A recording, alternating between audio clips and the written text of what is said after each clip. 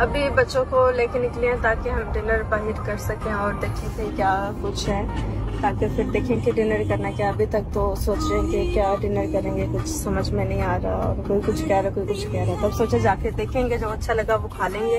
और ये है दुबई का व्यू रात के वक्त। अभी यहाँ पर 9 बज रहे हैं और देखें क्या एक अलग ही बात है दुबई की। ऐसे ही तो हर कोई दुबई नहीं करता ना। क्या ख्याल है आपका?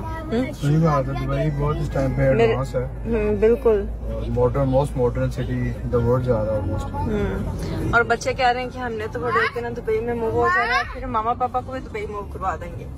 तो देखते हैं क्या होगा। अभी हम जा रहे हैं बुर्ज खलीफा जी। पता तभी आप सोगे ना, हमने इतनी अच्छी गाड़ी रखी कि हमने बड़ी बड़ी लैम्बोर्गिनी भी रख रही, लैम्बोर्गिनी को बड़ी गाड़ी, लैम्बोर्गिनी को भाई। ओके हमने एक छोटी लैम्बोर्गिनी ले, ब्लैक कलर